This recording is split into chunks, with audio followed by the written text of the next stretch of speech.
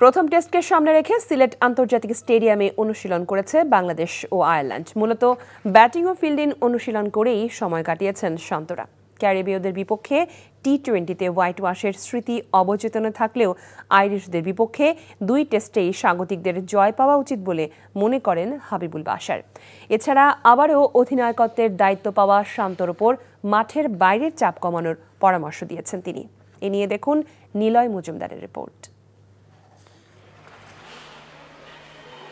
প্রায় 4 মাস পর আবারও সাদা পোশাক গায়ে জড়াবেন শান্ত মিরাজরা। লাক্কাতুরায় প্রথম টেস্টকে সামনে রেখে প্রথম দিনের মতো অনুশীলনও করেছে 2 দল।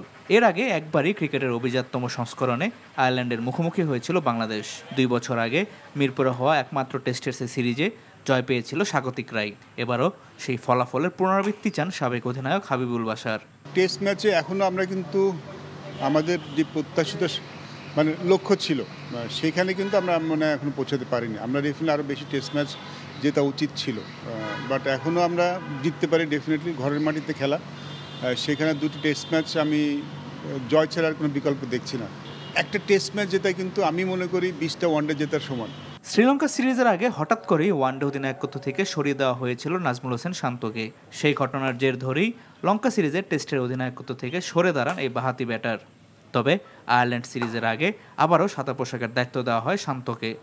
নতুন করে পুরনো চ্যালেঞ্জ সামলাতে শান্তর উপর মাঠের বাইরের চাপ কমানোর পরামর্শ বাশারের। যেই ক্যাপ্টেন আসছেন তার উপরে কিন্তু বাইরে থেকে একটা চাপ তৈরি হচ্ছে, যতটা না ভেতর থেকে, দলের ভেতর থেকে কিংবা বোর্ডের ভেতর থেকে, তার তুলনায় দলের বাইরে থেকে চাপটা বেশি আসছে। এটা কোনো ক্যাপ্টেনের জন্য সহজ ব্যাপার নয়। আমার মনে হয় যেই ক্যাপ্টেন হোক, আমি ব্যক্তিগত বিশ্বাস করি যেই ক্যাপ্টেন হোক তাকে সাপোর্ট করাটা খুব ইম্পর্টেন্ট। আয়ারল্যান্ডের বিপক্ষে খেলা একমাত্র টেস্টে শতক হাঁকিয়েছিলেন মুশফিকুর রহিম। 100তম টেস্টে মাইল ফলক স্পর্শ করতে যাওয়া সিরিজও একইভাবে রাঙাতে চাইবেন মুশফিক।